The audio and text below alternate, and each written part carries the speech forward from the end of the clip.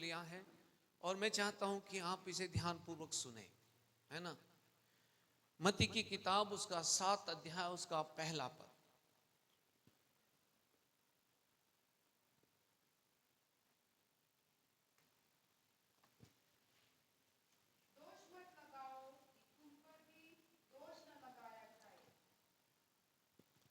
सबको मिल गया? बाइबल खोलते मत रहिए, अगर आपको मिल गया है तो आप उसे पढ़ दीजिए। पीछे से कोई पढ़ दे, साइड से कोई पढ़ दे, लेफ्ट एंड राइट से कोई पढ़ दे, सेंट्रल से कोई पढ़ दे।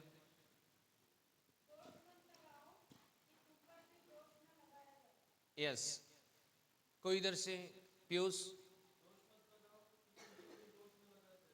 आ रही है? क्लियर है? क्लियर है सबको? अभी बाइबल मत देखिए, इधर देखिए। एक्चुअली में वहां एक वर्ड आया है दोष लगाना, राइट। जब मैंने इसको ट्रांसलेशंस में जाके देखा, वहां पर कुछ अलग लिखा हुआ है। एम्प्लीफाइड वर्जन में मैं इसे खास तौर से देखा, एम्प्लीफाइड वर्जन। अरे एम्प्लीफाइड वर्जन किसी के पास है क्या? एंड देखो वहां पर क्या लिखा है, सुनो। Do not judge and criticize and condemn. Slowly वहां पर लिखा है डू नॉट जज, राइट। ये लीगल वर्ड है ना, लीगल वर्ड है, राइट और रॉन्ग, ये लीगल वर्ड है।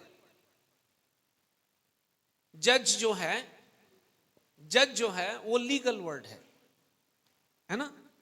दूसरा है वहां पर वर्ड क्रिटिसाइज, और तीसरा है, ये लीगल वर्ड है तीनों। अगर आप देखोगे इसे कोर्ट में, लॉ के मुताबिक किसी व्यक्ति का जब अपराध सिद्ध हो जाता है, उसे फिर वो पनिश करते हैं, यस और नॉट। जज जो है उसको पूरी तरह से निरीक्षण करता है कि इसका दोष क्या है, राइट।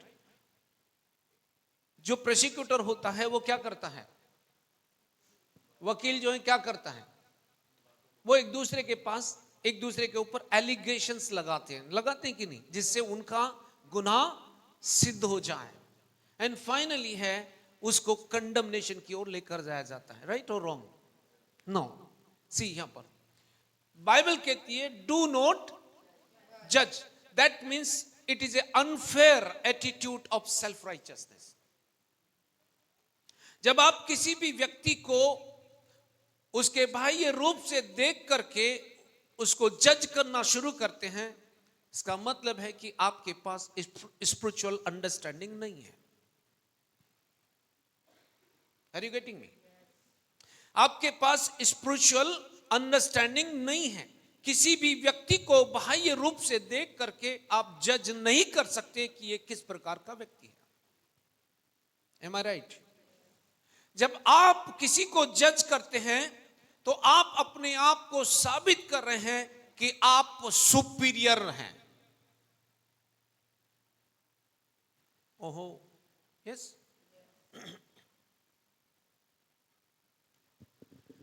जब आप किसी की गलतियों को ढूंढते हैं, उसमें बार बार रोज सुबह से लेकर शाम तक जब आप उसकी गलतियों को ढूंढ रहे हैं, इसका मतलब है कि आप ये बता रहे हैं यू आर राइट एंड सामने वाला रॉन्ग है। That means you are judging that person. जब आप जज करते हैं किसी भी व्यक्ति को, तब आप उसके साथ सहभागिता करने से इनकार कर देते हैं। अगर इस वर्ड को देखा जाए, जज का मतलब वहां पे डिसअप्रूवल। आप डिसअप्रूव करते हैं उस व्यक्ति को, आप उस व्यक्ति को नापसंद कर देते हैं। आप कहते हैं ये व्यक्ति मुझे पसंद नहीं है, इसलिए आप उसकी कमियों को नोटिस करना शुरू करते हैं। हालेलुया। और जब आपको किसी की मिस्टेक मिल जाती है, तब आप उसे क्रिटिसाइज करते हो बार बार, आप उसे ब्लेम करते हो बार बार, आप उस पर एलिगेशन लगाते हो बार बार। ये एटीट्यूड क्रिश्चियन लाइफ का नहीं है। That is not the leading of the Holi spirit.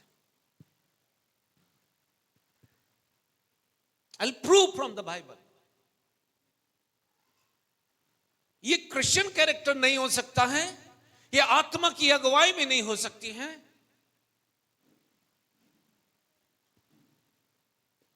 Are you listening? He said, do not judge others. Do not criticize others. Do not condemn others. Why? Because this is the attitude of self-righteousness. आप अगर ऐसा कर रहे हैं तो आप अपनी स्वयं की धार्मिकता को प्रकट कर रहे हैं. Now tell me, आपको अगर यीशु मसीह जज करने लगे तो आप में से और मुझ में से कौन उसके सामने खड़ा रह पाएगा? Kindly pay attention. आप अगर यीशु आज आपको जज करने लगे, यीशु आपकी किताबों को खोल दे, तो आप में से और मुझ में से कौन उसके सामने खड़ा रह पाएगा? यदि कोई भी नहीं खड़ा रह पाएगा तो मैं आपकी नॉलेज को दुरुस्त करना चाहता हूं. जब हम पापी ही थे, सही समय पर यीशु किसके लिए? किसके लिए? पापियों के लिए. वचन में लिखा है सही समय पर, जब हम पापी थे, सही समय पर मसीह यीशु पापियों के लिए मरा. किसके लिए? क्यों मरा? क्योंकि वो किसी के भी अधर्मों को काउंट करने नहीं आया, पर उस अधर्म की दीवार को गिरा करके एक अपराधी मनुष्य को धर्मी बनाकर परमेश्वर से मिलाने आया. और अगर आज आप विश्वास करते हो तो परमेश्वर आपको निष्पाप और निष्कलंक दिखता है. तभी आप परमेश्वर के सामने बोल्डनेस के साथ जा सकते हो. बाइबल कहती है यदि तुम्हारा विवेक तुम्हें दोषी ठहराता है, तुम्हें परमेश्वर के सामने जाने का हियाव नहीं होगा.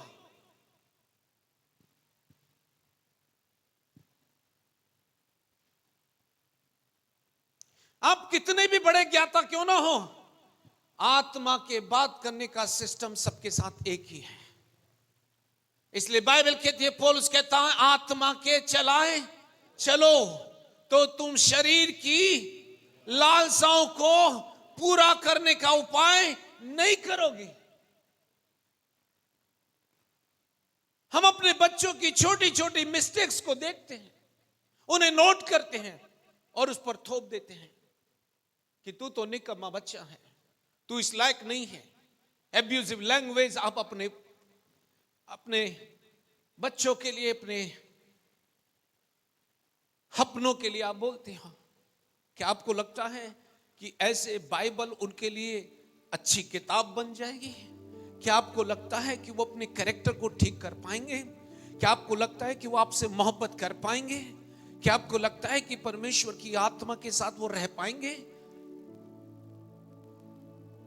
अगर ये एटीट्यूड मेरा और आपका है तो हम किसी के भी साथ प्रेम के संबंध में नहीं रह पाएंगे.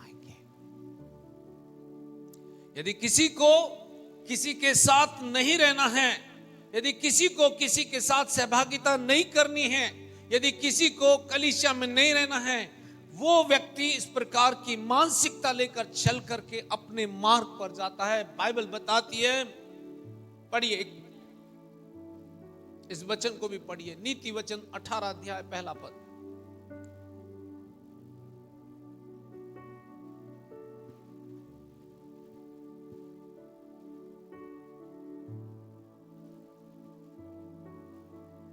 जो औरों से अलग हो जाता है वो अपनी ही इच्छा पूरी करने के लिए ऐसा करता है. Come on church. पीछे से कोई पढ़ दे, राइट से कोई पढ़ दे, लेफ्ट से कोई पढ़ दे.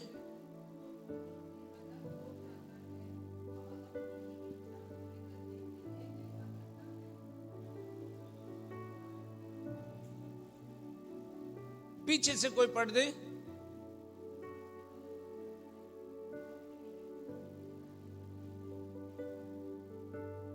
Are you understanding? एक दूसरे से भागो मत, एक दूसरे की तरफ भागो. क्यों?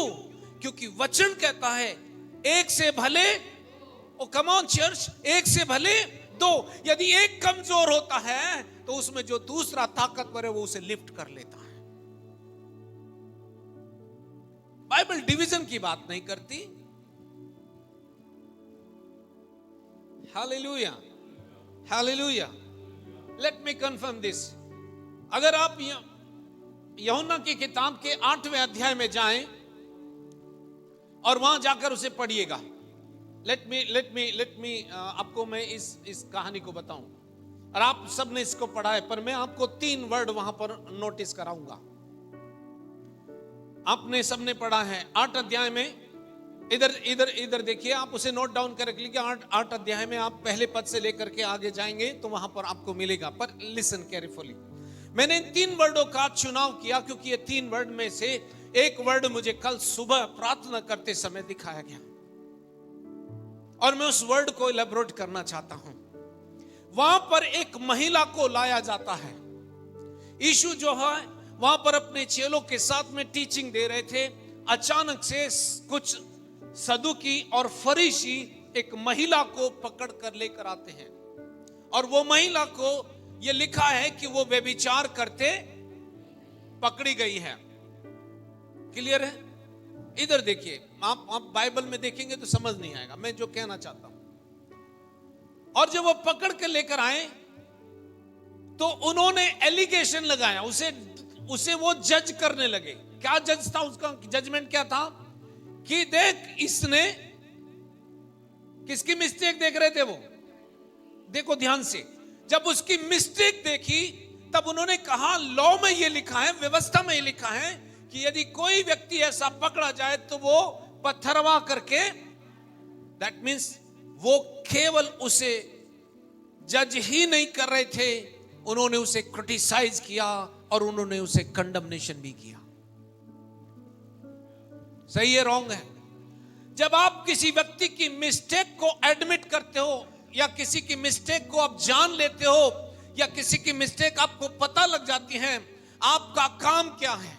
उस मिस्टेक को ढांपना, उस मिस्टेक को दूर करने का उपाय करना, या उस मिस्टेक को बार बार दोहराना।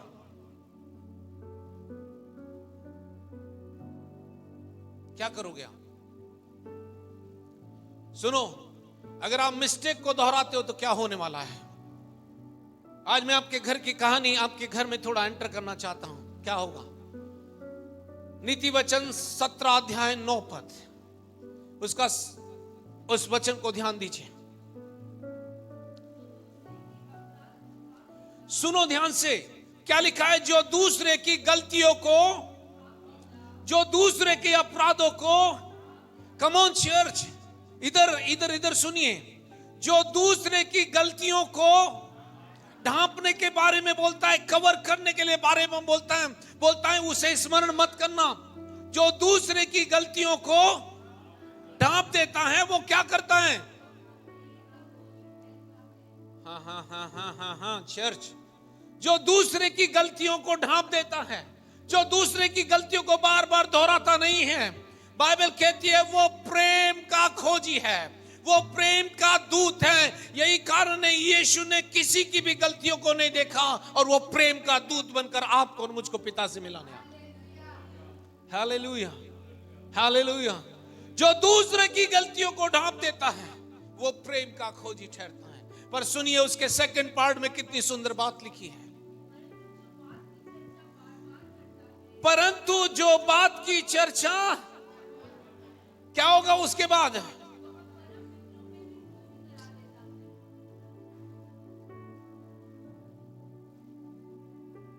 क्या चर्च आप सुन पा रहे? अगर एक ही मैटर को बार बार रिपीट कर रहे हो, आप सेपरेशन में जाने की बात कर रहे हो। कौन? जो मैटर को, मैं नहीं कह रहा हूं, ये मेरा स्टेटमेंट नहीं है, लिसन वेरी केयरफुली। बोलता है जो दूसरे की गलतियों को,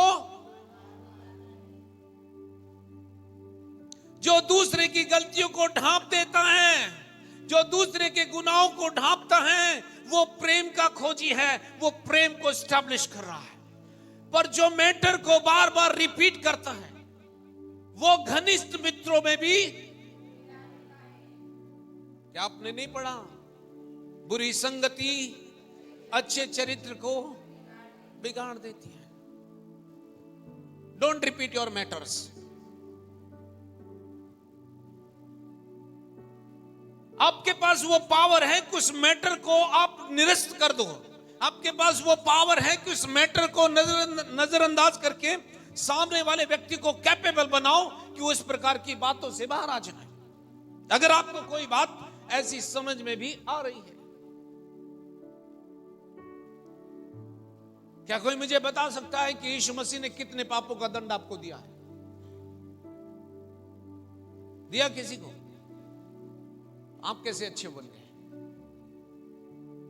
आप कैसे अच्छे बन गए? आप अपने आप में अच्छे नहीं हो, किसी और ने अपनी अच्छाई आपको दे दी है। अगर आज आप कह रहे हो कि आप अच्छे हो just because Jesus has given his life to you, उसने अपना जीवन आपको दिया है। आज जो जीवन आप जी रहे हो वो आपका अपना नहीं है। आपका अपना जीवन जो था वो आपने मसीह को दे दिया और मसीह का जीवन आपने ले लिया। अगर आज आप ये कह रहे हो कि आप अच्छे हो, आप सुपीरियर हो, तो इसलिए नहीं हो क्योंकि आप अपने आप में सुपीरियर हो, आप इसलिए हो क्योंकि उसने अपना जीवन आपको दिया। और अगर आप अपने आप में सुपीरियर होते फिर आपको क्राइस्ट की जरूरत नहीं थी। मैं नहीं कह रहा, स्टेटमेंट उसका है। Hallelujah, hallelujah. चेक करो कहां खड़े हो। आप किसी के भी अपराधों को देखने के लिए यहां नहीं बुलाए गए हो। आप वरन संसार को चेंज करने के लिए बुलाए गए हो, क्योंकि आपके पास जो मैसेज है वो अपराधियों को धर्मी बनाने वाला मैसेज है। आपके पास जो मैसेज है वो मेल मिलाप का है। आपके पास जो मैसेज है, आपके पास जो सुंदर मैसेज है वो मरे हुए को जिलाने वाला है। आपको किस ओर जाना है ये वो आपकी चॉइस है। संसार में जाकर देखिए, आप घर में 4 लोग हैं, 5 लोग हैं, 6 लोग हैं, सब एक कॉर्नर में बैठे रहते हैं। कोई भी एक टेबल पर बैठकर एंजॉय करना नहीं चाहता। क्यों? क्योंकि उनमें एलिगेशन लगे हुए हैं, ये ऐसा है, वो ऐसा है। और सबसे सुंदर बात, सबने क्या किया? मेरे माँ बाप अच्छे नहीं है। कहां से आए मैटर? कहां का मैसेज है ये? केवल बाइबल में एक मैसेज है जो दूसरों की गलतियों को ढांपता है, वो प्रेम का खोजता। अलग अलग कॉर्नर में चर्च के लोगों को बैठने की आवश्यकता नहीं, एक टेबल पर बैठने की आवश्यकता। आओ हम प्रभु की उपस्थिति में। कितने लोगों ने पढ़ा है प्रभु की उपस्थिति में आनंद की? कितने लोगों ने पढ़ा है? पक्का पढ़ा है क्या? क्या पढ़ा आपने? बोलो, क्या पढ़ा आपने? जोर से बोलो ना। ठीक है, किसकी उपस्थिति में? सही है ना? मुझे बताइए, अगर आपको आनंदित रहना है तो कहां जाने की आवश्यकता है? माइंडेड, आपके शब्द लाइन में रहने चाहिए। आपने कौन सा वर्ड पढ़ा अभी? प्रभु की उपस्थिति में। कितने लोगों को मालूम है ये वचन? सबको मालूम है? बोलो, प्रभु की उपस्थिति में आनंद की भरपूरी है। अब आपको अगर आनंद चाहिए तो कहां आना पड़ेगा? और प्रभु की उपस्थिति कहां है? बाइबल में, वचन में। Wonderful, wonderful. Come on church. अगर प्रभु की उपस्थिति में आनंद की भरपूरी है, तो अगर आपको आनंद चाहिए तो कहां आना पड़ेगा? प्रभु की उपस्थिति में। राइट, सही है। अब प्रभु की उपस्थिति कहां है? चर्च में, घर में, संसार में? कहां है?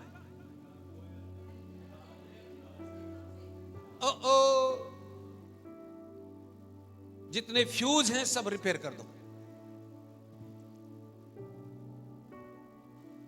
हाँ, ठीक है। हमने एक बात बताई थी, जब यीशु क्रूस पर मरा, राइट, तो मंदिर का जो पर्दा था ऊपर से नीचे तक फट गया। राइट, क्यों? तो क्योंकि परमेश्वर ने मंदिर में से अपनी उपस्थिति को हटा दिया। कहा कि अब मैं इस मंदिर में नहीं रहूंगा, क्योंकि इस मंदिर में बहुत लेन देन होता है। यस। फिर यीशु ने कहा चलो ठीक है, वहां से परमेश्वर निकल गया, अब तो कहां रहेगा? कितने लोगों ने पढ़ा है, क्या तुम नहीं जानते तुम्हारी देह परमेश्वर की आत्मा का मंदिर है?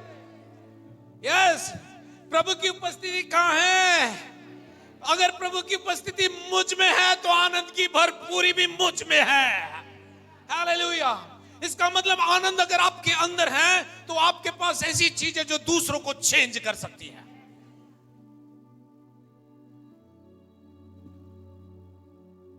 ये सुनो, बट ये आनंद जो है डिस्प्ले नहीं हो रहा है, ये आनंद दिख नहीं रहा है। यस, है ना? आनंद जो है दिख नहीं रहा। पता नहीं किसके बेटे का नाम आनंद है, नहीं मालूम, पर आनंद दिख नहीं रहा है। आओ आनंद को ढूंढे, हैं? हालेलुया। आनंद को ढूंढेंगे, राइट? ये आनंद क्यों गया? ये जॉय हमारे अंदर होते हुए भी डिस्प्ले नहीं हो रहा है। जब आनंद डिस्प्ले नहीं हो रहा है, जॉय अंदर से बाहर नहीं आ रहा है, तो आपका चेहरा जो है श्रिंक हो रहा है, राइट? चेहरे पर कुछ दिन के बाद झुर्रियां दिखेंगी, है ना? गले में झुर्रियां दिखेंगी, आपको लगेगा उम्र के मान से हो रहा है। थोड़ा बाइबल से बताओ मेरे को, कहां लिखा है कि तुम्हारी झुर्रियां उम्र के मान से आ जाएंगी? नहीं, डॉक्टर कहते हैं। अच्छा, चलो इसको देखें कि आनंद गया कहां, ढूंढ के लाएंगे आज। एंड ये आनंद जाने का एक कारण मुझे सुनाई दिया। पढ़िए,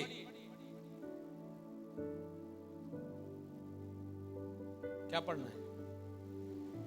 बाइबल खोलना, पढ़िए। मैंने बोला पढ़िए, है ना? सबके सब बाइबल खोले, बाइबल पलटने लगे। क्या, कहां पढ़ना है, किसके उधर पढ़ना है? और बाइबल पलटने लगे।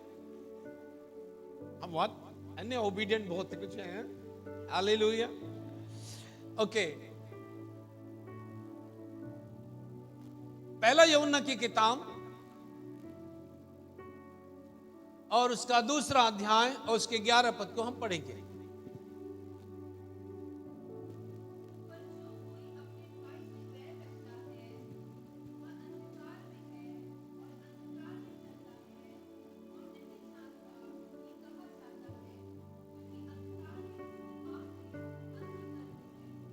पीछे से कोई पढ़ दे।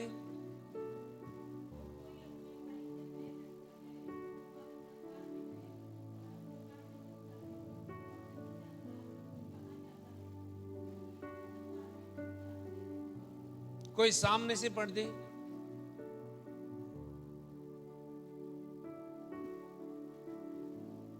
सामने कोई नहीं है।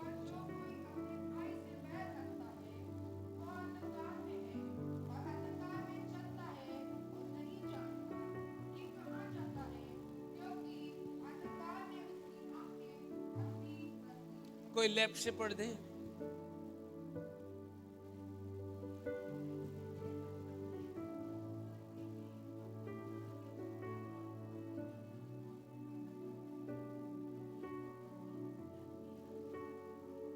क्लियर है? सबको मिल गया? अब इधर देखिए, आपके अंदर से जॉय क्यों गया?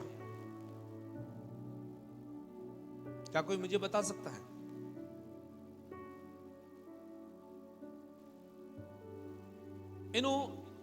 एम्प्लीफाइड वर्जन में एक वर्ड आया वहां पर, but the one who habitually hates, वहां पर वर्ड आया हैप्चुअली, आदतन, आदि, जिसको अपने भाई से नफरत करने की आदत है, वो कहां है? वो कहां है? ये यीशु नहीं था जो आपको अंधकार में लेकर गया। यीशु आपको अंधकार से निकाल कर लाता है। और वो कहां लाया? अपनी ज्योति में लाया, जहां कुछ भी अंधकार नहीं है। तो अगर बाइबल कहती है कि प्रभु की उपस्थिति में आनंद की भरपूरी है, तो आपको अगर आनंद चाहिए तो आपको वहां आने की आवश्यकता है जहां प्रभु की उपस्थिति है। और प्रभु की उपस्थिति कहां है? मेरे अंदर है। तो आनंद कहां है? मेरे अंदर है। पर वो आनंद जो मेरे अंदर रखा है स्क्रिप्चर के मुताबिक, वो डिस्प्ले नहीं हो रहा है। उसका कारण है कहीं ना कहीं हमारा मन, हमारा हार्ट जो है ट्रैप्ड हो गया है। किन कारणों से? पहला कारण है हेट। आदतन जो व्यक्ति पुरानी मानसिकता से पीड़ित थे वो आज भी गई नहीं है। उनको हैबिट है लोगों को जज करने की, उनको हैबिट है लोगों के एरर देखने की, उनको हैबिट है। क्यों? क्योंकि वो बाह्य रूप से प्रभावित हो रहे हैं। Now tell me one thing, मेरे को बताइए, अगर यीशु ने आपके पाप क्षमा कर दिए हैं तो क्या यीशु आपके पापों का लेखा लेगा? कम ऑन चर्च, कम ऑन, लेगा क्या? अगर उसने क्रूस पर कुर्बानी दे दी और उसने सब कुछ पूरा कर दिया तो क्या वो आपका रिकॉर्ड रखेगा? अगर वो आपका रिकॉर्ड नहीं रखना चाहता तो फिर आप क्यों रिकॉर्ड रखते हो? और रिकॉर्ड रखते हो तो उसका कारण क्या है मैं भी बताता हूं आपको। बाइबल से, मेरा स्टेटमेंट नहीं है, सुनो, मैं स्टेटमेंट नहीं है। बोलता है but the one who habitually hates, even लिखा है वर्क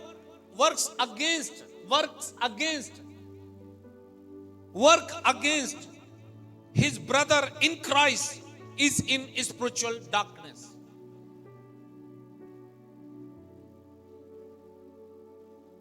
आपका जीवन क्यों सूखा हुआ पता है? नहीं प्रार्थना नहीं किया ना, इसलिए सूखा। ओहो, यीशु ने जब आपको जीवन दिया तब आपने प्रार्थना की थी क्या?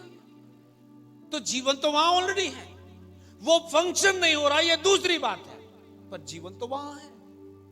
तब आपने कौन सी प्रार्थना की थी कि आपको जीवन दे दे?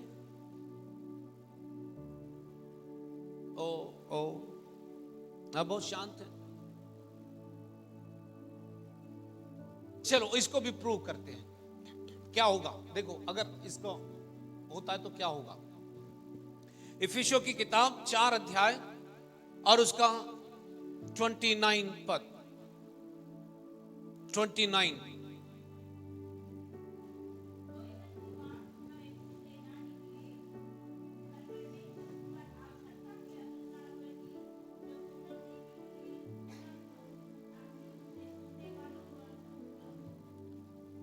कोई पीछे से पढ़ दे, अलर्ट रहिए प्लीज, अलर्ट रहिए थोड़ी देर।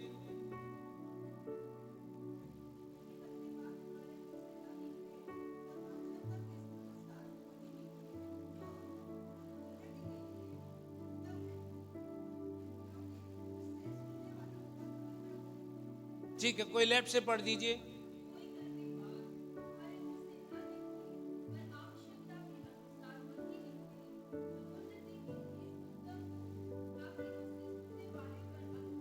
अब मेरे को एक बात बताइए, क्या ये मेरा स्क्रिप्चर है क्या? उसने कहा कोई तुम्हारे मुख से ना निकले, पर वो बोलता है तुम्हारे मुख से वही निकले जो दूसरों को ब्लेस्ड करती हो। आपके लिए केवल वही अलाउ है, वही परमिट है।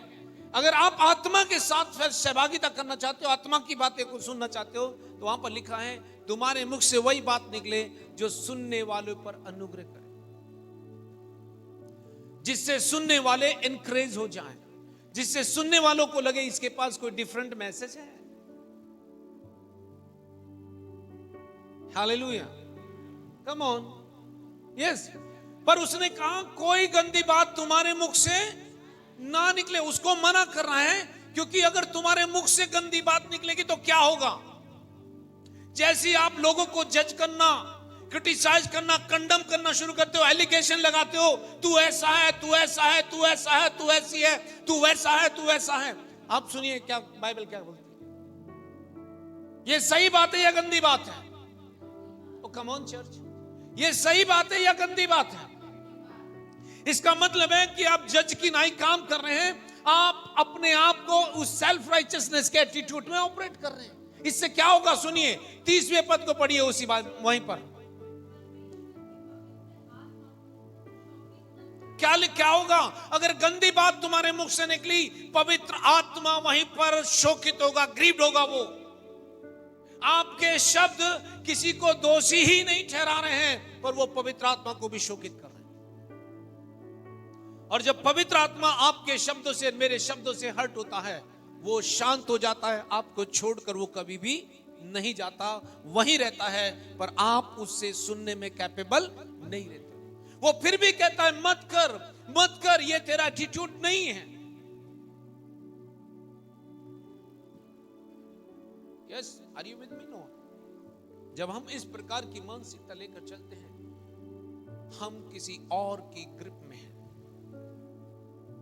हम किसी और की ग्रिप में। हम कह तो रहे हैं कि हम परमेश्वर के साथ हैं, बट अगर ये एटीट्यूड किसी भी व्यक्ति का है, तो उसने क्या कहा? डू नॉट जज अदर्स, दूसरों को जज मत करो। डू नॉट क्रिटिसाइज अदर्स, दूसरों की आलोचना मत करो। डू नॉट कंडम अदर्स, किसी पर भी दोष मत लगाओ, क्योंकि जिस मेजर में आप ये कर रहे हो, उसी मेजर में आपके साथ होने वाला है। यही वर्ड में लिखा हुआ है। यस और नॉट? राइट?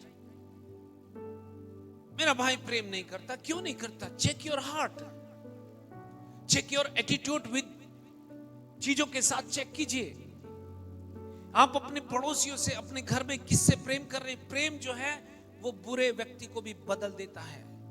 बाइबल कहती है इससे बड़ा प्रेम किसी का नहीं, कोई अपने मित्रों के लिए प्राण दे दे।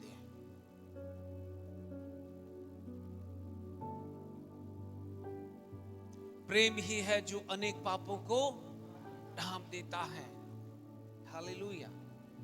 ये परमेश्वर का प्रेम ही था जिसने मेरे और आपके अधर्मों को ढांप दिया, और आज आपको और मुझको ला करके वो संसार को बताना चाहता है कि तुम चुने हुए वंश और राजपदारी याजकों का समाज हो। तुम्हारे पास वो मैसेज है, दूसरों को बदल सकता है।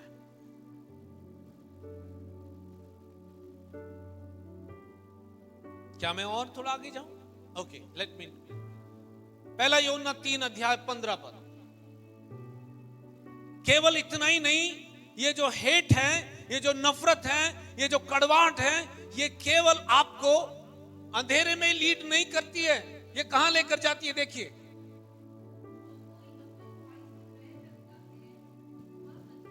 सुन लीजिए, जो कोई, ओके, पढ़ बेटा पढ़।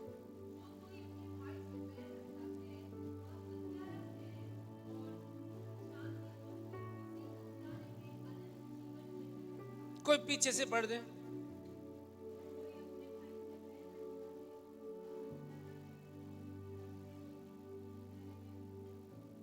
कोई राइट से पढ़ दे।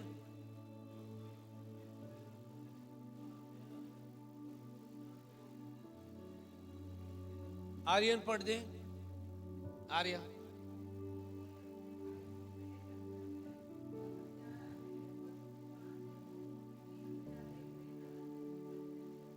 मुझे बताइए अब जल्दी से,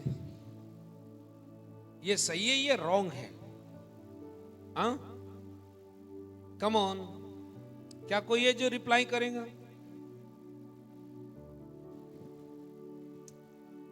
ये नफरत आपको मर्डर में, पनिशमेंट में लीड करती है। जो अपने भाई से बैर रखता है, बाइबल कहती है वो हत्यारा है। मैं नहीं कह रहा हूं। दैट मीन्स अगर आपके अंदर थोड़ा सा भी रूट है इसका, तो आप कभी भी चैन से नहीं रह पाएंगे, क्योंकि आप बिल्ड नहीं कर रहे हैं, डिस्ट्रॉय कर रहे हैं।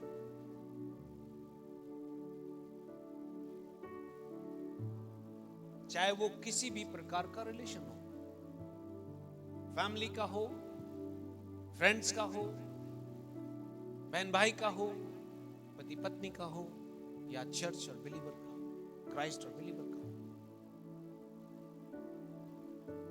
मैं नहीं कह रहा हूं चर्च।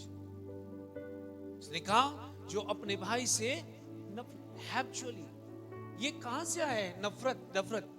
जब यीशु मसीह प्रेम है, उसने कहा जो प्रेम करता है वो परमेश्वर को जानता है, जो प्रेम नहीं करता वो परमेश्वर को नहीं जानता। क्यों? क्योंकि परमेश्वर प्रेम है।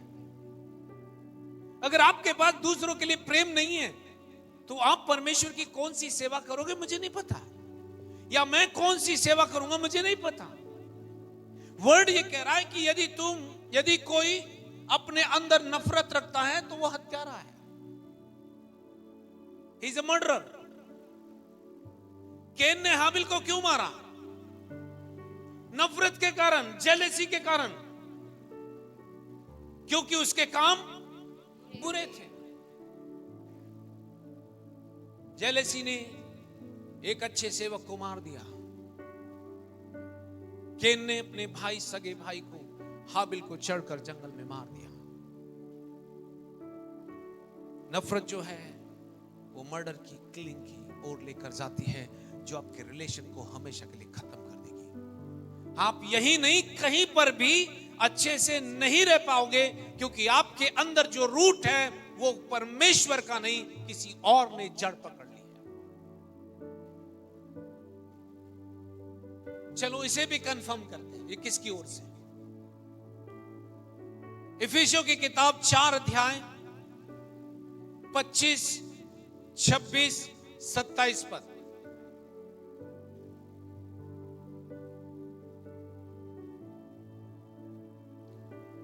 यीशु thank you.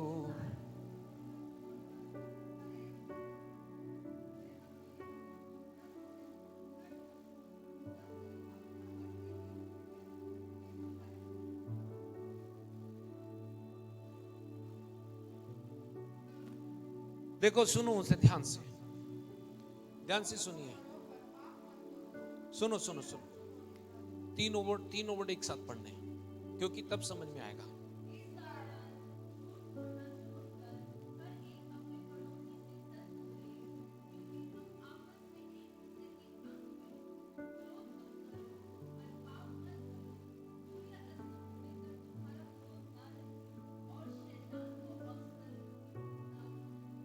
Hallelujah, come on church.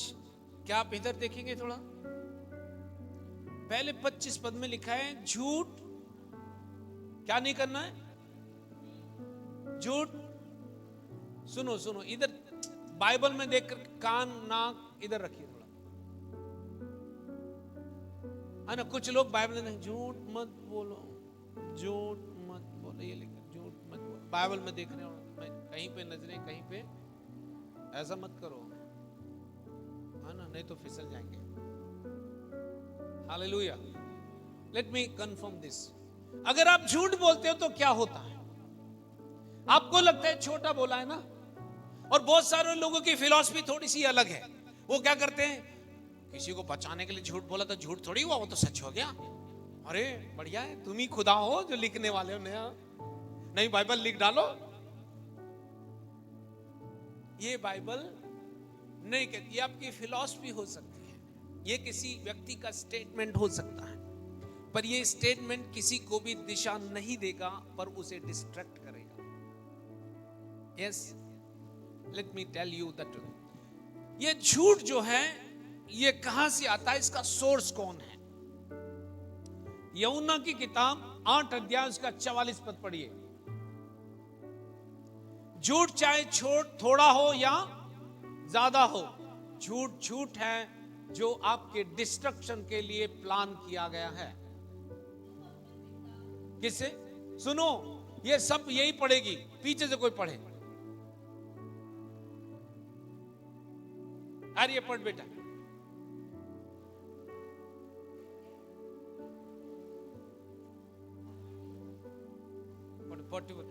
बच्चों को आजकल की जनरेशन को हिंदी नहीं आती जी। 44 उनको 44 बोल दीजिए तो ढूंढते रहेंगे, क्या 44 क्या कितना होता है, बताओ से कितना होता है। हालेलुया। हाँ,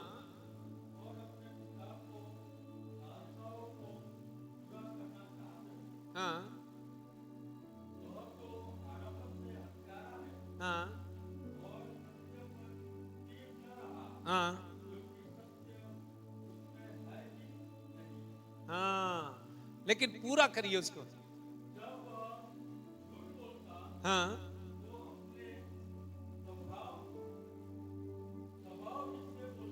हाँ, हाँ, आ हा हा हा हा, सही है भैया। नहीं, बहुत सारे लोग बोलते हैं कहां जा रहे हो, वहां जा रहा हूं, और जा कहीं और रहे हैं। उनको लगता है कि मैंने उनको बुद्धू बना दिया, पर उनको नहीं पता उसने शैतान को कॉपरेशन दे दिया है।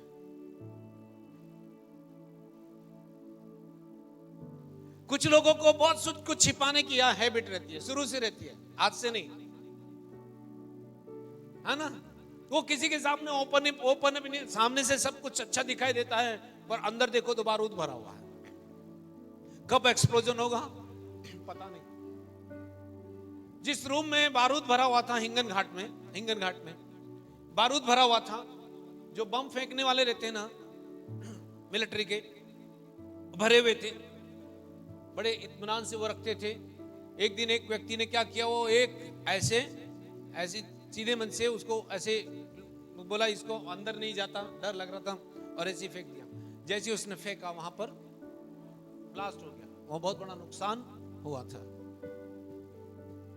झूठ जो है वो ऐसा बम है जो आपकी जिंदगी को डिस्ट्रक्शन में लीड करता है, चाहे वो छोटा हो या बड़ा हो। पॉइजन चाहे कम मिलाइए चाहे ज्यादा मिलाइए, उसका स्वभाव है आपके जीवन को नुकसान पहुंचाना। मैं नहीं कह रहा, जैसे ही आपने झूठ बोला, झूठ का सोर्स कौन है? तो आपने किसके साथ अपने आप को एसोसिएट कर लिया। जब आपने अपने आप को एसोसिएट कर लिया, तब वो आपकी जिंदगी को रूल करता है, वो आपके माइंड को रूल करता है, वो आपको परमेश्वर के वचन के साथ रहने नहीं देगा। क्या कारण है जितने लोग, जवान लोग फ्रेंडशिप ढूंढ रहे हैं, वो इसी प्रकार की जिंदगी जीते हैं। उनको लगता है वो बेहतर है, पर आपको बताऊं बेहतर नहीं है। आपके डिस्ट्रक्शन का प्लान शैतान ने जो बनाया है, वो एक दिन उसे पूरा करके रहेगा, यदि आप लौट कर नहीं आए। इसमें किसी की हानि नहीं होने वाली है, पर आपका जीवन जरूर खत्म होगा। क्या लिखा है? वो झूठ का पिता है, वो झूठ का पिता है। यस और नोट? यस और नोट? झूठ पहला रूट क्या है? नफरत, कड़वाहट, ईर्ष्या, ये सब कुछ आपके अंदर में रखा रहेगा। परमेश्वर का आनंद कभी भी डिस्प्ले नहीं हो। क्लियर है? क्योंकि ये रूट जो है आपके अंदर के पोटेंशियल को ग्लोरीफाई होने नहीं देते। क्लियर है? एक और दिखाता हूं मैं आपको। उसने कहा क्रोध करो, पर जब क्रोध आता है तो कौन सा ऐसा व्यक्ति है जो शांत रहेगा? गप बताओ, जल्दी से बताओ, कौन शांत रहता है? कुछ ना कुछ आपके मुख से ऐसा निकलेगा, वो बारूद से भी खतरनाक रहता है। आप तुरंत जजमेंट में आते हो, है ना? क्रोध किया, मैं तेरे साथ रहूंगा ही नहीं, तू यहां से चला जा, मैं घर में वगैरह वगैरह। इसे होता है ना सर, पीछे वाले होता है कि नहीं सर? आपके इच्छा के मुताबिक काम नहीं हुआ तो आप डिसप्लीज फील करते हैं, क्रोध फील करते हैं, रिजेक्शन फील करते हैं। यस और नॉट? और जब इस प्रकार की भाषा का उपयोग होता है, तब आप कभी भी परमेश्वर की आत्मा के कार्य को अपने अंदर देख नहीं सकते, क्योंकि आपके अंदर जो मैसेज चल रहा है वो कोई दूसरा है। पति पत्नी से कैसे नफरत करने लगता है। एक तरफ तो तुमने, अभी वो सिस्टर बता रही थी, उसकी गवाही नहीं है तो भी उसने बताया कि शादी में ये होता है, शादी में वो होता है। क्या आपको समझ नहीं है कि दोनों पति पत्नी के बीच में बाइबल ने क्या कहा कि वो अपने माता पिता को छोड़कर अपनी पत्नी से मिला रहेगा? क्या वचन भी झूठा होगा क्या? मैं ये नहीं कह रहा कि आपने अपने माता पिता को छोड़ना है, वो ये नहीं कह रहा है कि अपने माता पिता को छोड़ना है, पर ये सिस्टम है कि आने वाली जनरेशन जो है वो आप दोनों के द्वारा अलग डायरेक्शन में जाएगी। इसका मतलब ये नहीं कि आप अपने माता पिता को बुरा कहने लगे, इसका मतलब ये नहीं कि आप माता पिता को इग्नोर करने लगे। पर सिस्टम तो परमेश्वर ने जो बनाया वही चलेगा ना। वे दोनों, उन्हें सोचना है इस बात पे। हमें नहीं पता था ये सब बातें, पर जब सीखने को मिलता है तो सीखने के लिए रेडी रहिए। हालेलुया।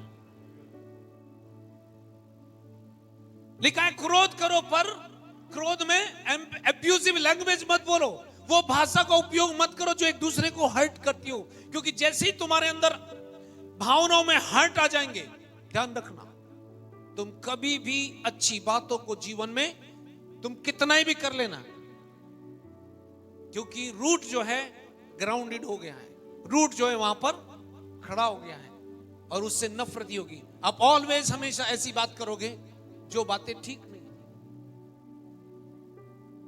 आप हमेशा वैसी बात करोगे जो दूसरे को ठेस पहुंचाने वाली है। हालेलुया। कल हम एक जगह गए थे, एक चर्च में, और वो बहन ने करीब 2-2.5 घंटे मेरे साथ बात की, और उसने मुझे बताया कि मेरे पति को अगर मुझसे कुछ शिकायत होती है तो पूरा प्रचार में मैं ही रहती हूं, कोई और नहीं रहता। बोले यीशु रहता ही नहीं उनके प्रचार में, है मैं ही रहती हूं। और बच्चे भी बताते, मम्मी देखो पापा आपके ऊपर प्रचार कर रहे हैं। हालेलुया। बच्चों को यह बात समझ में आ रही है कि पापा प्रचार यीशु के बारे में नहीं कर रहे, मां के बारे में कर रहे हैं। वो मैसेज किसको एडिफाई करेगा फ्रेंड? वो मैसेज किसको एडिफाई करेगा? किसी को एडिफाई नहीं करेगा।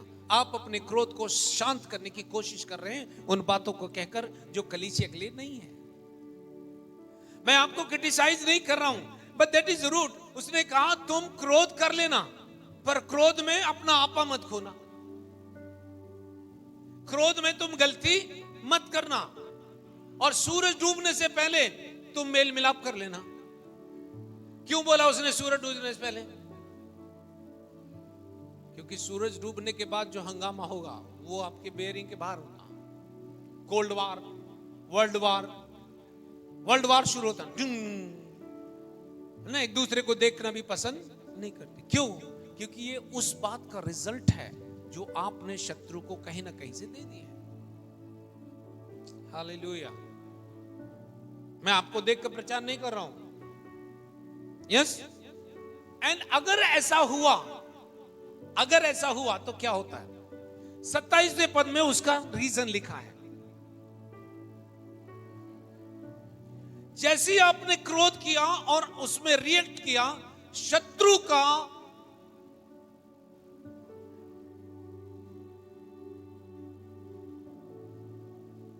आपने शत्रु को अवसर दे दिया। अब आपकी जिंदगी को वो रूल करेगा, क्योंकि अवसर जो है आपने दिया है, दरवाजा जो है आपने खोला। यस और नॉट? और बाइबल कहती है क्रोध जो है मूर्खों के हृदय में ही आता है, और बाइबल कहती है क्रोधी पुरुष का मित्र ना होना। ध्यान रखो भैया, मैं आपकी मित्रता को तोड़ नहीं रहा हूं, दोनों को प्रेमी बना रहा हूं, क्योंकि प्रेम ही है जो एक दूसरे की गलतियों को ढांप देगा। हालेलुया। क्या मेरी बात को सुन पा रहे हैं? क्या अब ये बात समझ आई? नफरत जो है वो आपको मसीह के जीवन से अलग करती है। नफरत जो है, कड़वाहट जो है, ईर्ष्या जो है, जलन जो है, नफरत जो है, कड़वाहट जो है, क्रोध जो है, ये सारे ऐसे रूट हैं जो मनुष्य को परमेश्वर से अलग करने के लिए डिजाइन किए गए। अच्छा मुझे बताइए, अगर कोई अपेक्षित व्यक्ति है जिससे आप अपेक्षा कर रहे हैं उसने मुझे प्रेम करना चाहिए, अगर नहीं मिला तो क्या होगा? पीछे वालों, सामने वालों, कुछ तो बताओ। अगर जिससे आप अपेक्षा कर रहे हो कि इस व्यक्ति से मुझे प्रेम मिलना चाहिए, और अगर नहीं मिलता है तो क्या होगा? बोलो तो सही। बुरा लगता है, हर्ट हो जाता है। आप हर्ट कहां होते हैं? फीलिंग्स में, आप इमोशंस में हर्ट हो जाते हैं, और उसके बाद में फिर उसको वो जो घाव बन गया उसको फिर हम उंगली से, ऐसी है तू तो वैसी है, मैं देख लूंगा, तूने नहीं किया ना तो मैं भी नहीं करूंगा, बदला तो लू करूंगा, छोड़ूंगा नहीं।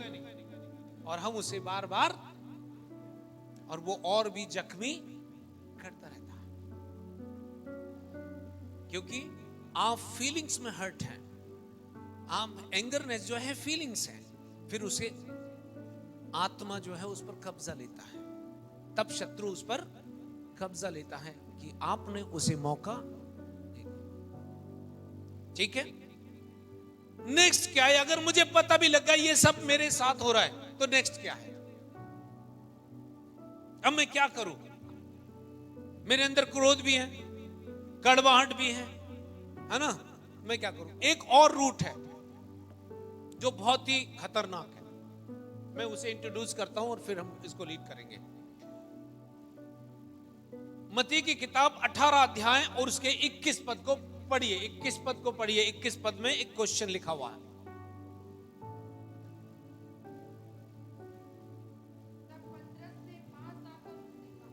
हाँ, हे प्रभु, यदि मेरा भाई अपराध करता रहे तो मैं कितनी बार उसे क्षमा करूं?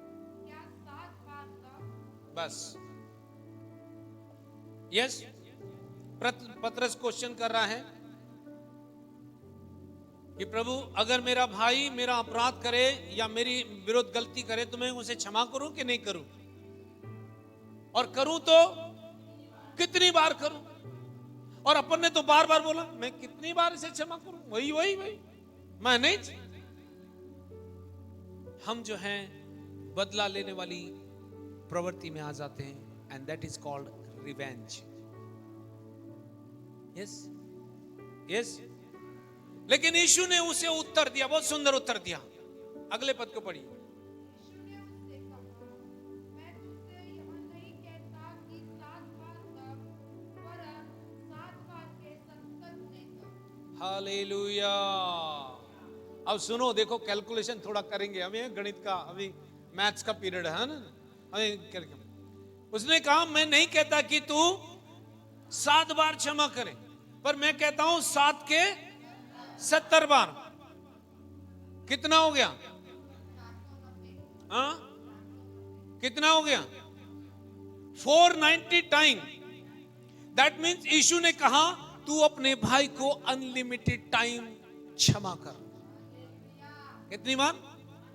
कोई भी व्यक्ति एक व्यक्ति के विरोध में 490 बार गलती नहीं करता एक दिन में। कितने दिन में? एक दिन में। यीशु ने कहा तू अपने भाई को अनलिमिटेड टाइम क्षमा कर। लेकिन हमारी प्रवृत्ति, एज ए ह्यूमन प्रवृत्ति हमारी वही है, इसने गलती किया तो इसे दंड मिलना ही चाहिए, क्योंकि अपन न्यायाधीश है, राइट? मां को भी दंड देते हैं, बहन को भी दंड देते हैं, भाई को भी दंड देते हैं, और फ्रेंड हो तो उनको और दंड देते हैं, राइट और नॉट? ये हमारे पास में मानसिकता है जो पुराने समय से चली आ रही। ये आपकी मानसिकता नहीं है, अंडरस्टैंड करना, ये आपकी मानसिकता नहीं है, पर ये पहले आदम से चली आ रही है, क्योंकि फॉलन एक बार अपराध करने के बाद जो मानसिकता उसके पास थी वही मानसिकता हमारे पास है। बट इसीलिए पौलुस ने कहा इस मानसिकता को आपको और मुझको चेंज करना है, क्योंकि इस मानसिकता से आप परमेश्वर के साथ नहीं चल सकते। इसलिए पौलुस ने कहा हे भाइयों, मैं तुम्हें परमेश्वर की दया स्मरण दिलाकर तुमसे विनती करता हूं कि अपने शरीरों को पवित्र, जीवित और भावता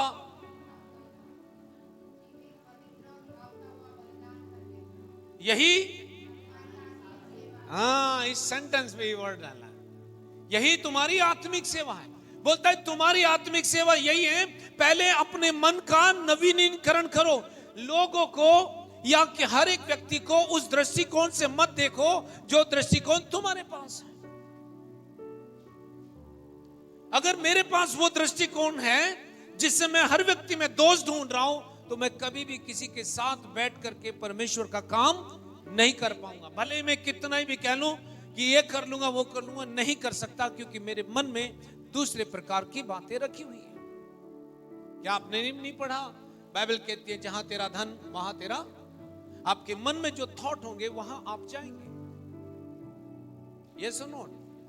सही है गलत है? कई लोग क्षमा कर देते हैं लेकिन भूलते नहीं हैं। उसे उस दिन भी तूने यही किया था ना, अरे भाई क्षमा कर दिया। नहीं, उस दिन भी तूने यही किया था ना, अब नहीं, घर से निकाल दो इसको। हम रिश्तों को अपनी मर्जी पूरी करने के लिए ट्विस्ट करके उन्हें तोड़ देते हैं। यस, ये मानसिकता परमेश्वर ने हमें नहीं दी है। Come on church. इसलिए उसने कहा डू नॉट जज, do not criticise, do not condemn others. Right? जो नफरत करता है वो अंधेरे में है और अंधेरे में चलता है, नहीं जानता कहां जाता है, क्योंकि अंधेरे ने उसकी आंखें अंधी कर दी है। Yes yes. उसने कहा कोई गंदी बात तुम्हारे मुख से ना निकले, पर आवश्यकता के अनुसार वही जो सुनने वाले पर अनुग्रह करे। यस। उसने कहा कि परमेश्वर के पवित्र आत्मा को शोकित मत करो। आपके शब्दों से पवित्र आत्मा अगर शोकित होता है, उस भाषा का उपयोग बंद कर दें, क्योंकि जब तक सच्चाई मालूम नहीं थी आप करते रहे, मैं करता रहा। पर बाइबल कहती है तुम सत्य को जानोगे और सत्य तुम्हें स्वतंत्र कर देगा। यह सत्य है जो आपके सामने प्लेस किया गया। अब मैं क्या करूं? अब मैं क्या करूं? एक स्टेटमेंट को लोग लेकर के पढ़ते हैं बार बार बार बार, और इस स्टेटमेंट को मैं आज रिपीट करना चाहता हूं। यदि आपको किसी को क्षमा करना है, यदि आपको किसी को क्षमा करना है, तो आप कैसे क्षमा करते हैं? मत्ती की किताब 6 अध्याय उसका 14 और 15 पद पढ़िए। अगर आप किसी को क्षमा करते हैं तो आपका ये स्टेटमेंट होगा। इसलिए यदि मनुष्य के अपराध क्षमा करोगे, इसलिए यदि तुम मनुष्य के अपराध क्षमा करोगे तो तुम्हारा स्वर्गीय पिता भी तुम्हें क्षमा करेगा, और यदि तुम मनुष्य के अपराध को क्षमा न करोगे तो तुम्हारा स्वर्गीय पिता भी तुम्हारे अपराधों को क्षमा न करेगा। क्या सबको मिल गया? क्या ये सही बात है? यस। क्या लिखा है उसमें पढ़िए, फिर से पीछे से कोई पढ़ दे।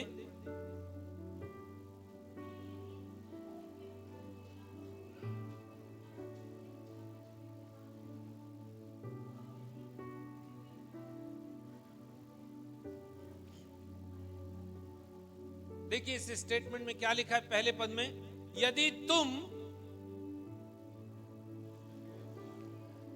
तुम मनुष्य के अपराध क्षमा करोगे तो तुम्हारे भी, इसका मतलब है कि ये स्टेटमेंट ये कह रहा है कि तुम्हारे ऊपर निर्भर करता है, तो अगर तुम दूसरों को क्षमा करोगे तो तुम्हारे भी क्षमा होंगे।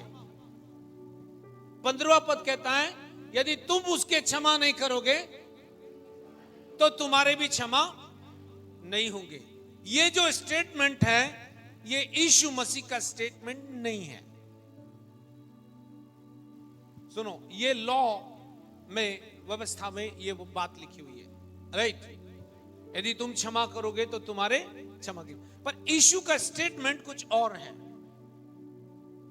क्योंकि यीशु अगर ये करता तो बताइए, जब उसने कहा वो क्रूस पर मरेगा, उसने कहा जो भी विश्वास करे,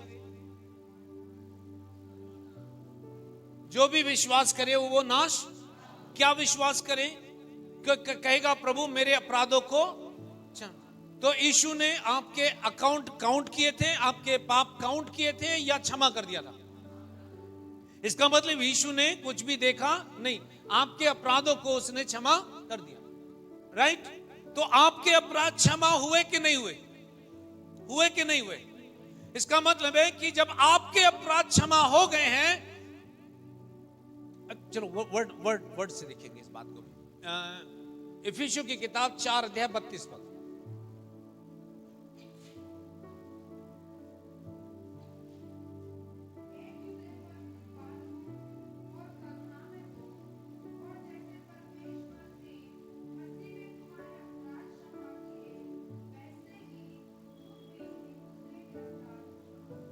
Come on, church.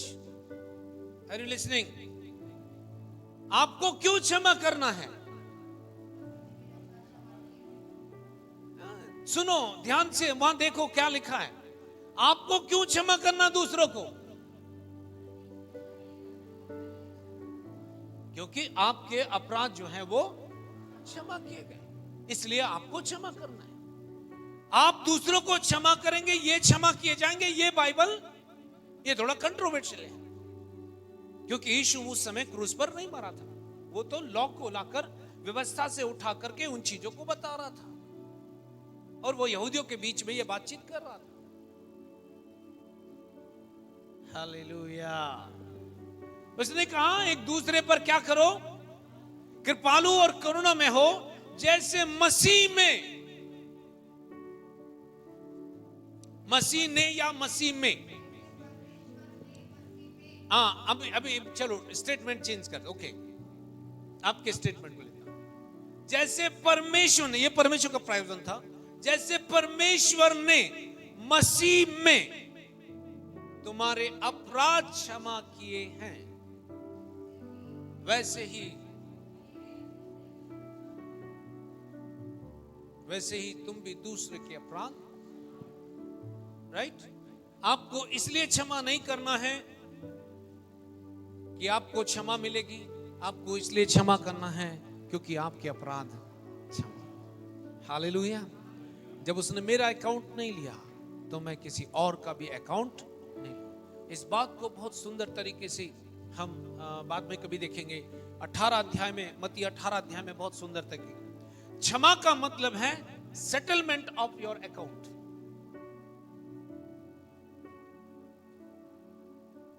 क्षमा का मतलब है सेटलमेंट ऑफ योर अकाउंट.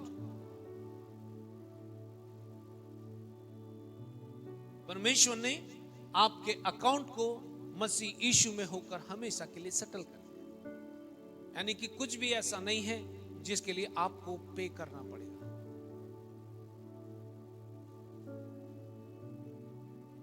तो क्या मैं गलती करता रहूं?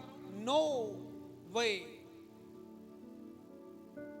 क्षमा हो गए पर कॉन्सिक्वेंसेस से आप नहीं बच सकते. आपको सब कुछ अपनी बॉडी में सहन करना पड़ेगा, क्योंकि उसके कॉन्सिक्वेंसेस आपकी बॉडी पर आते हैं. Are you listening? देन अब क्या करूं अगर मेरे अंदर एंगरनेस भी है, बिटरनेस भी है, रिवेंज भी है, सब कुछ मेरे अंदर भरा हुआ, मैं क्या करूं?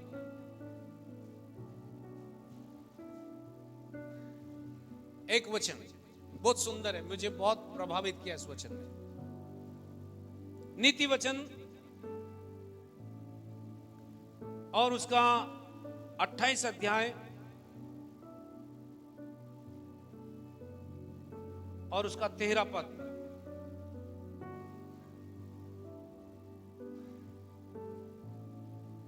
लेकिन हाँ, पढ़ो.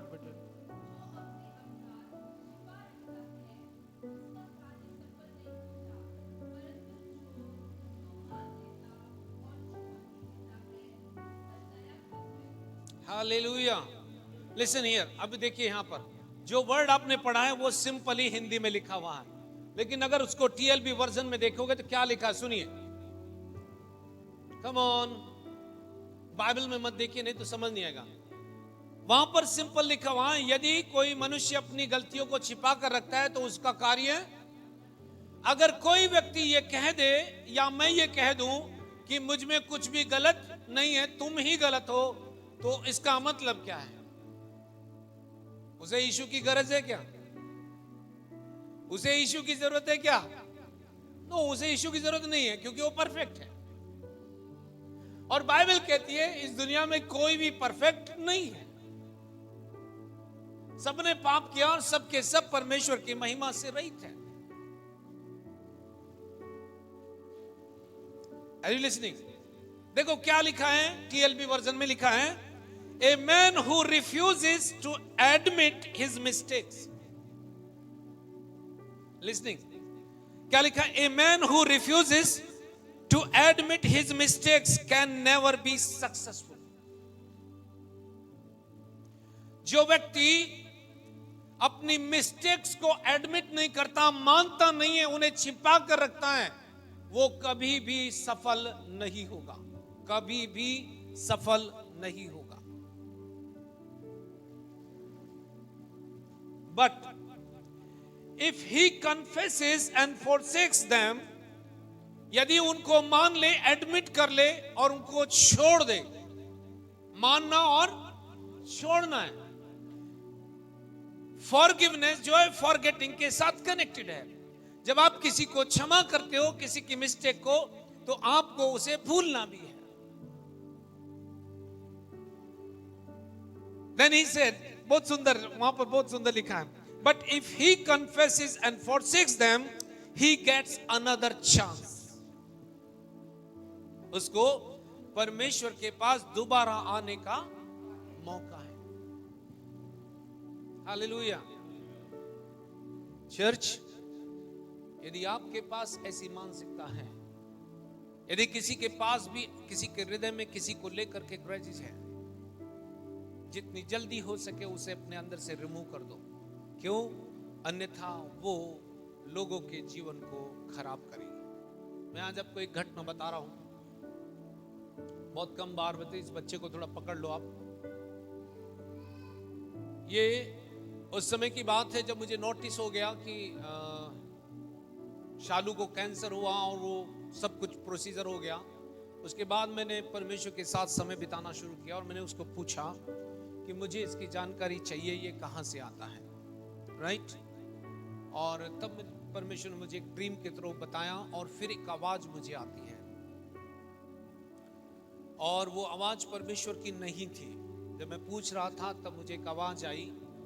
दो लोगों का नाम मुझे ऐसा बताया गया जिनको मैं बहुत अच्छे से जानता हूँ। एक मेरी मुंह बोली बहन है, उसकी बेटी थी जिसको स्टमक पेन बहुत रहता था, और दूसरा मेरी पत्नी के बारे में बताया।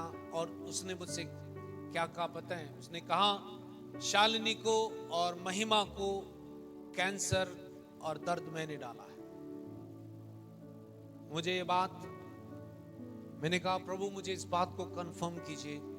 तब मुझे ये बात समझ में आई परमेश्वर के वचन से कि जब आप किसी के प्रति कड़वाहट से भरे होंगे, आपकी बॉडी जो है खराब होनी शुरू होगी।